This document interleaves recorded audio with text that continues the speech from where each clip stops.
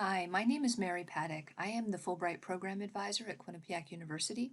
I've been the Program Advisor for Fulbright at Quinnipiac for about 10 years now. I'm also a full-time faculty member in Modern Languages and in Interdisciplinary Studies, and I oversee interdisciplinary studies programs in the College of Arts and Sciences. The reason that I have been a Fulbright advisor for all these years is that I believe that Fulbright is such an amazing opportunity for students and recent graduates, as well as graduate students. And I believe that students should be aware of these types of programs and have mentorship and advising if they are interested in applying.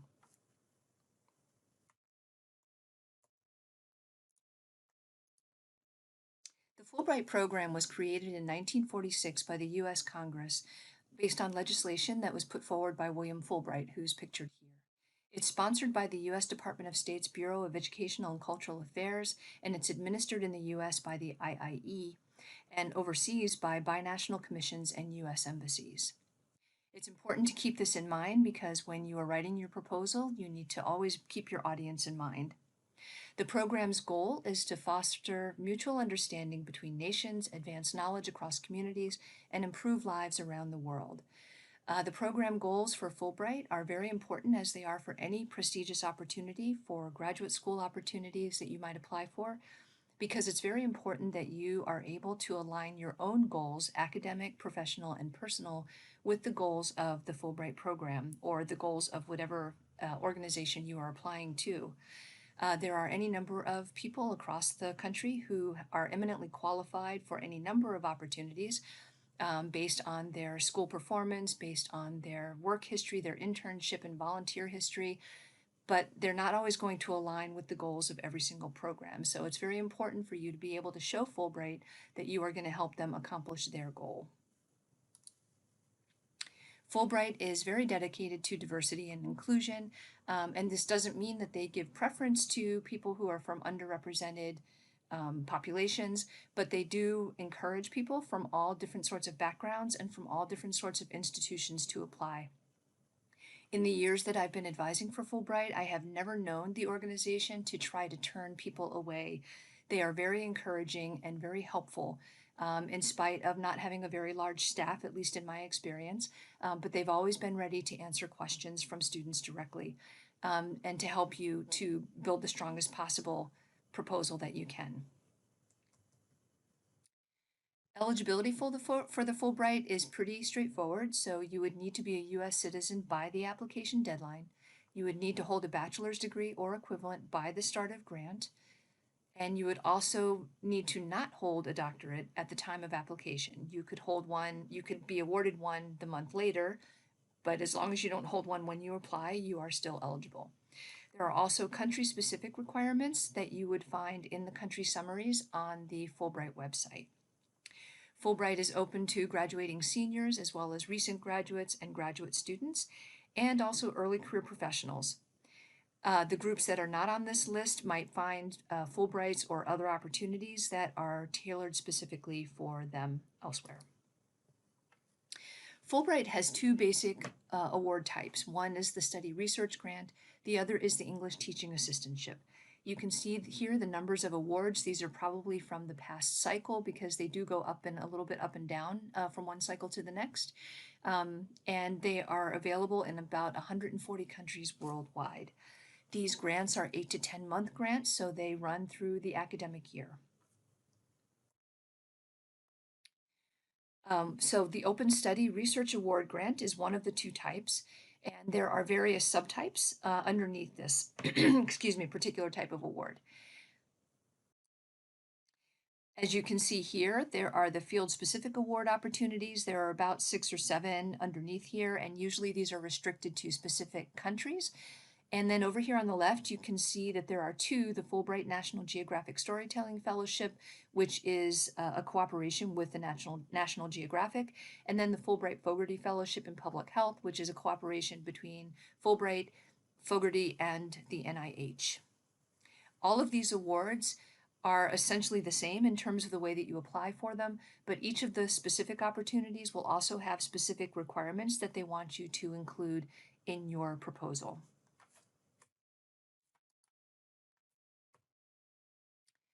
Research study or academic grants have the following general qualifications. So what you would need to propose is a well-developed project and or study plan.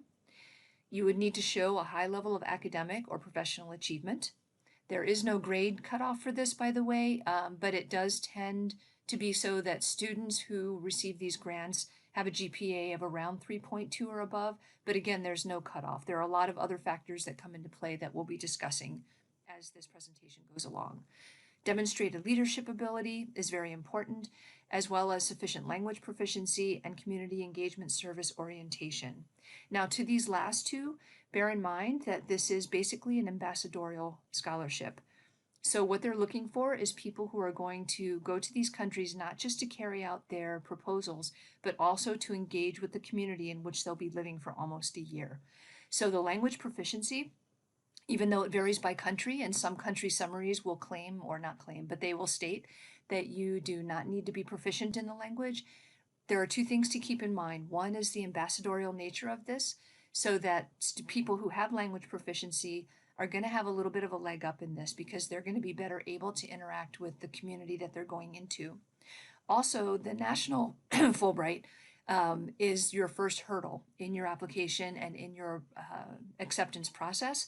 And they do look at language proficiency, and they really would like for applicants to have at least what they call a hospitality level of language. That means about 2 semesters of college level language instruction. Now, for languages that are not commonly offered in the United States, obviously there's a little bit of leeway with those. If the language is commonly offered, like Spanish or French or Chinese, then there's really no good reason not to have some exposure to it. If you have studied a language that is not the language spoken in the country that you're interested in applying to, that is still helpful, because not only is that an indication that you are willing to learn a language, that you are able to learn a language, but when you get to the country, chances are that you'll be able to pick up language and language cues more quickly just by virtue of having learned a language before. The community engagement and service orientation follows the same line of logic. So if you have a record of community service, then you're very likely to be more community oriented when you go to your host country. There is also a requirement in the essays that you speak to community engagement that you might undertake while you're in the country. This does not have to be volunteer work. It can be anything from, participating in a choir to working for an NGO. It would be entirely up to you, and it's something that should go along with what you have presented about your experience so far and your plans for the future. The English Teaching Assistantship is designed to improve students' understanding of U.S. Culture and the English language. So assistants teach typically 20 to 30 hours a week. They have excellent communication skills, which should be obvious. They are also flexible, adaptable, and open. They also have demonstrated leadership and service, and again, host language proficiency. So the same caveats apply to these that applied on the previous slide for the research study scholarships. I would say about the flexibility, adaptability, and openness, one of the reasons that this is so important for this particular award is that for these awards, you choose a country, but you do not choose a city or a town. And very often the placements are made in towns that are not in the big cities of the country. So the flexibility, adaptability, and openness would be required for you to be able to move to one of these towns, which can actually be a small village even, and adapt to the living circumstances there, and of course also to the culture. The assistant teaching of 20 to 30 hours a week can also vary depending on where you're placed. So I've actually had students who were placed in a school where they had primary responsibility for a class. So this can vary pretty widely depending on where you are. Lastly, the students tend to be high school students, but there are also countries, and this is information that you'll find in the country summaries, in which you would be placed in a university as opposed to a high school. So here are the award benefits, and you'll see the asterisks here for varies depending on grant and host country. So again, you'll want to read the country summaries very carefully to see what the particular stipulations and benefits are there. Post-grant, there are also a number of benefits, probably the most important of which is being a Fulbright scholar for the rest of your life, which is something that will help to open doors for you and put you in a community of people who are um, widely, very highly regarded. The application components, so there is the fill out application with the blanks for your personal data and program information, and they ask you for abstracts of topics that you will be addressing in your essays, including your host country engagement plans and your plans for the future.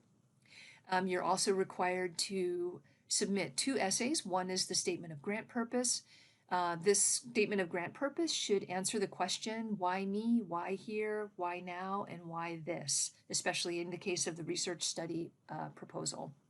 That proposal is 2 pages max. This is single-spaced, and the English teaching assistantship requires a grant purpose statement of 1 page maximum, again, single-spaced.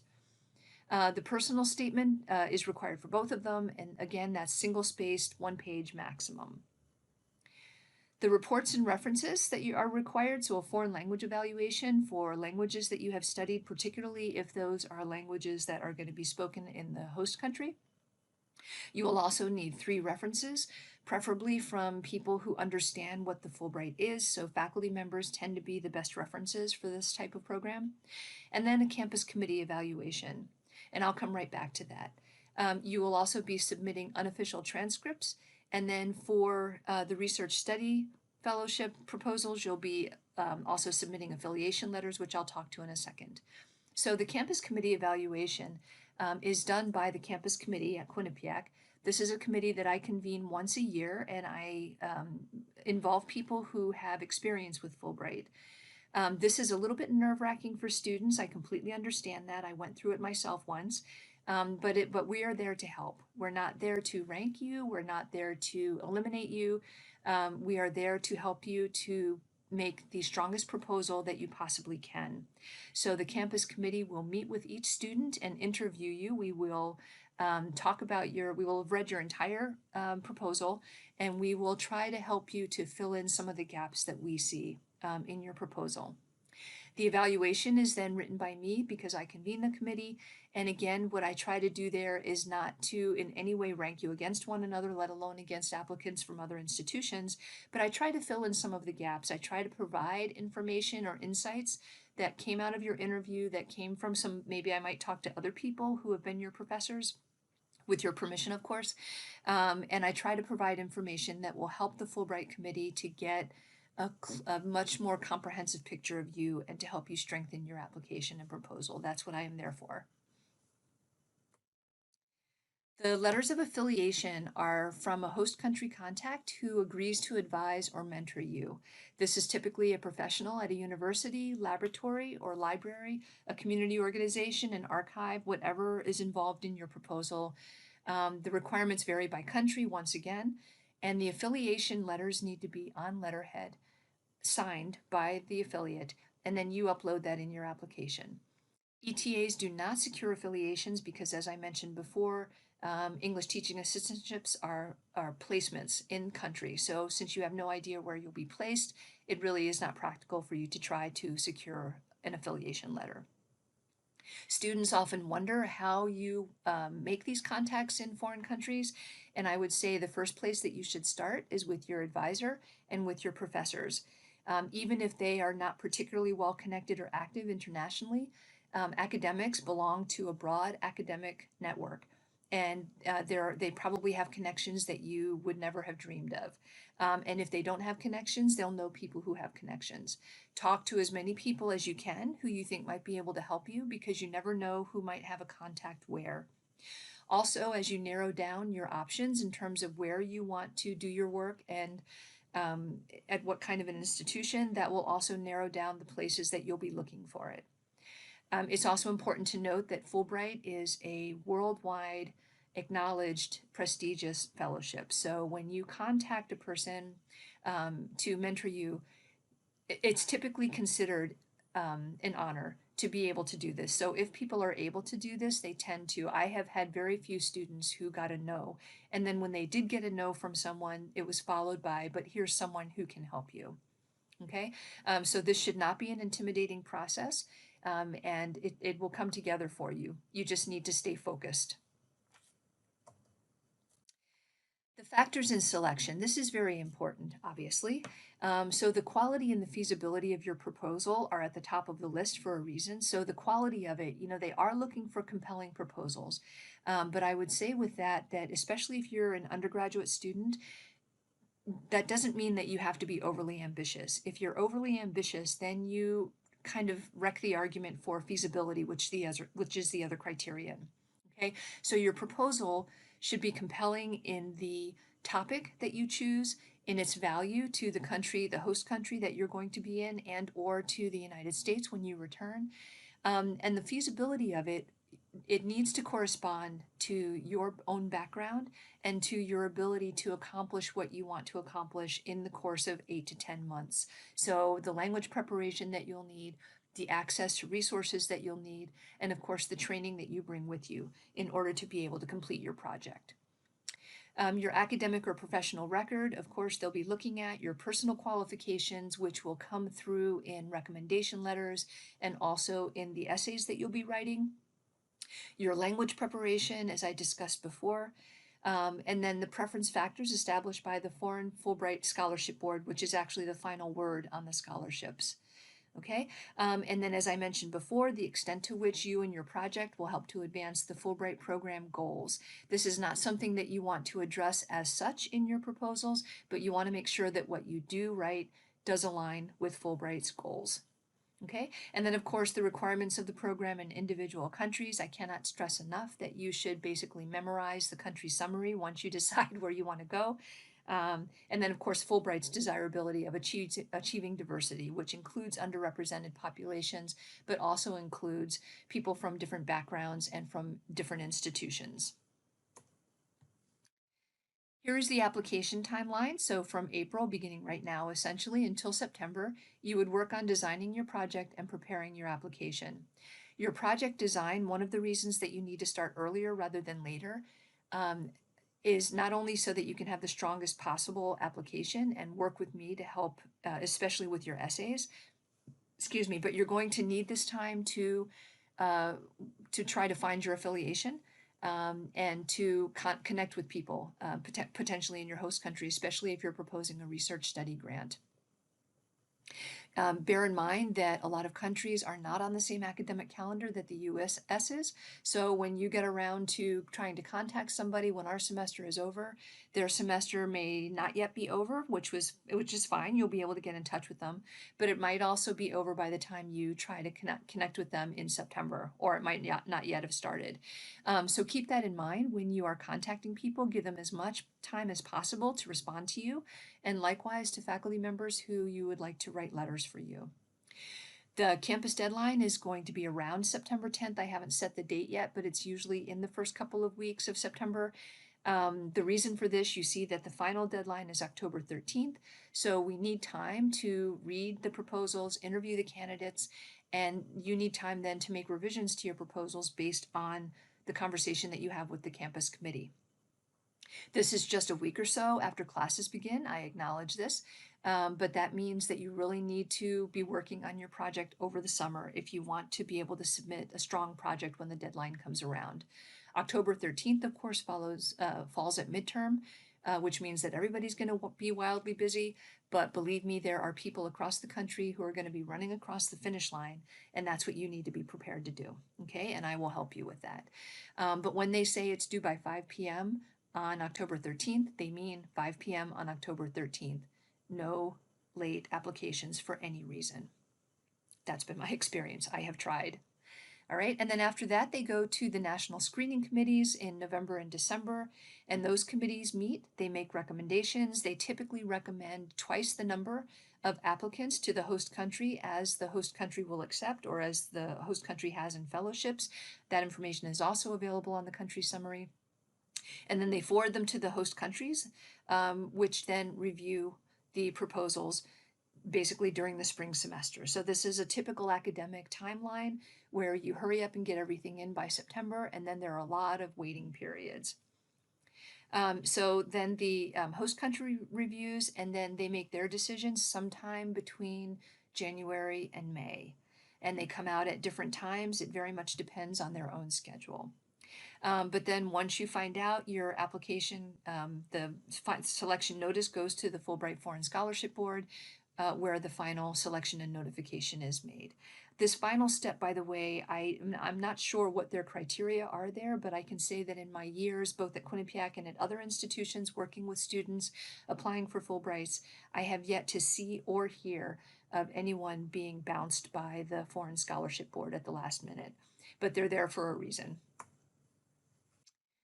Okay, how to apply. So the application is online, of course, and your references and language evaluations are submitted by your referrers online.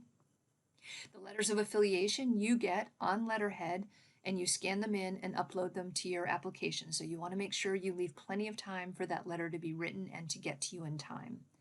The transcripts, as I mentioned before, are unofficial, and you upload those. If you are a semifinalist, you'll be asked for official transcripts. Currently enrolled applicants must apply through the Campus Fulbright Program Advisor. That means that you will undergo the campus committee interview, which I spoke of earlier. This is an advantage for you, but if you are a recent graduate and you're not affiliated with the university and you choose not to take advantage of this, you can apply at large. If you apply through the campus, all campus deadlines apply, and you would have to adhere to all of the same requirements that current students adhere. Okay, so the first steps, where do you start? Well, first, as I have emphasized, you want to read the country summaries and information about different types of grants. And then you need to decide which type of grant and which country best fits your interests and plans.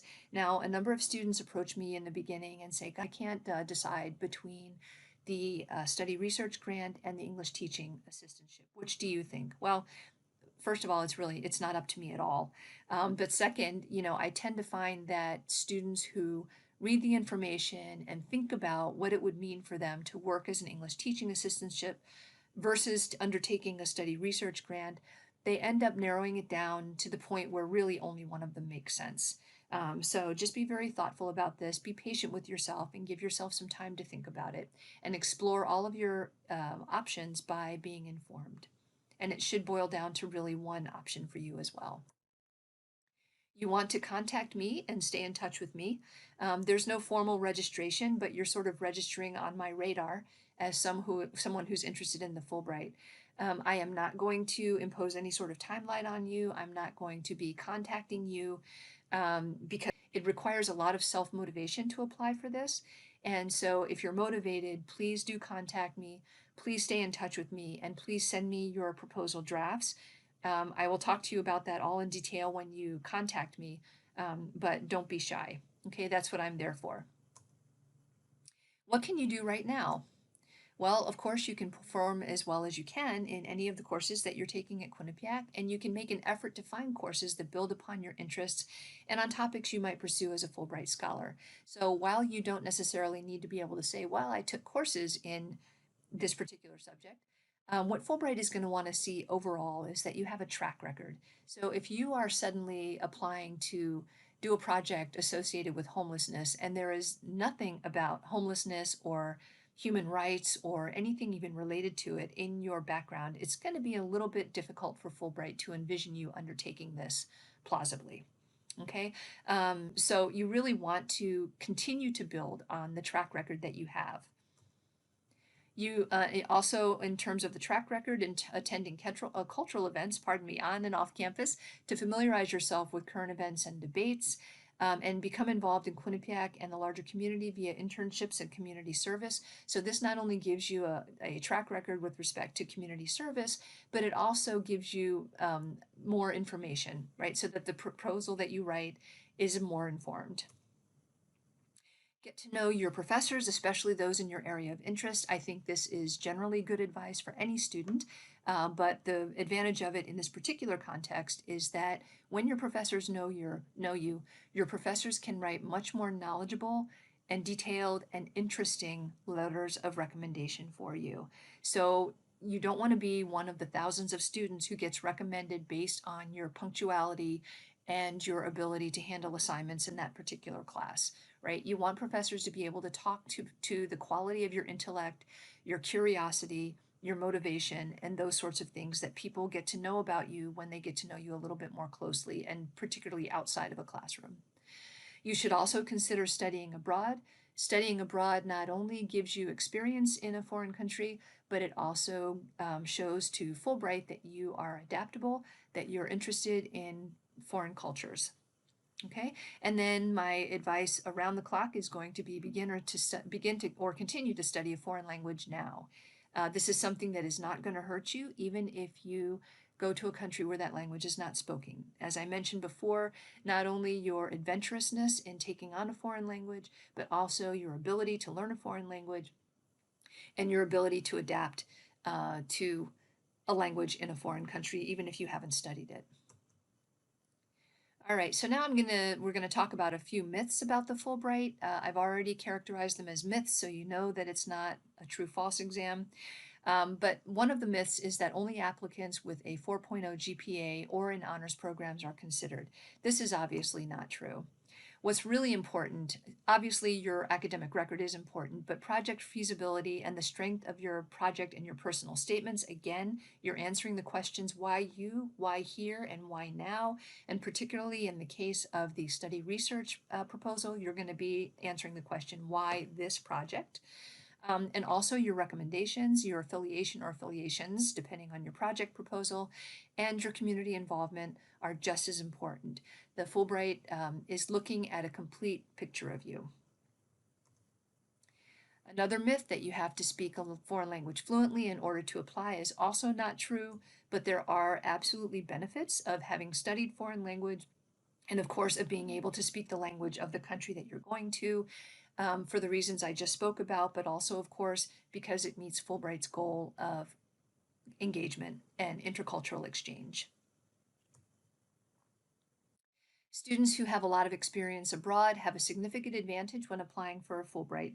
This is also not only not true, it's also in part to the contrary. So some experience is good, but if you have too much experience in the proposed host country, that can be a disadvantage for you. So students who apply to the Fulbright and talk about their heritage in that country, relatives that they might have, trips that they might have made with their family when they were younger, these are things that Fulbright really is not necessarily interested in furthering. Remember, intercultural exchange.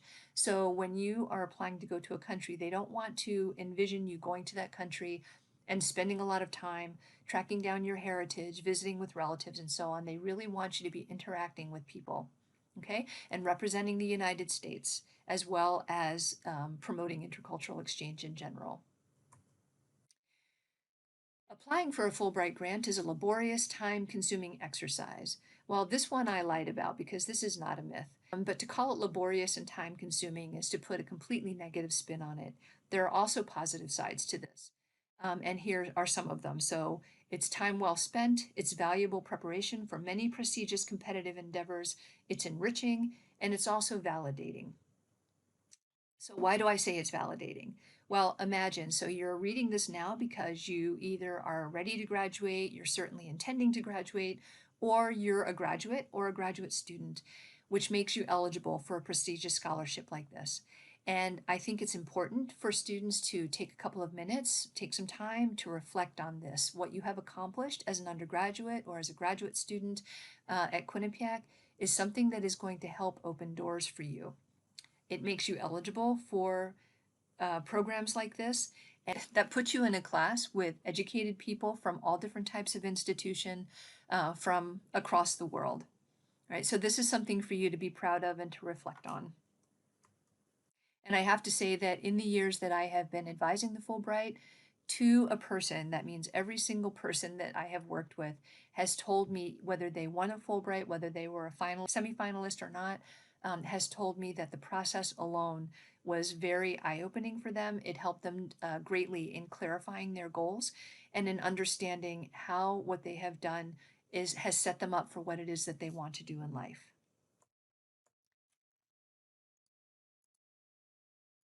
Okay, and then lastly, I have a few words here from a former QU student who spent a year on a Fulbright fellowship.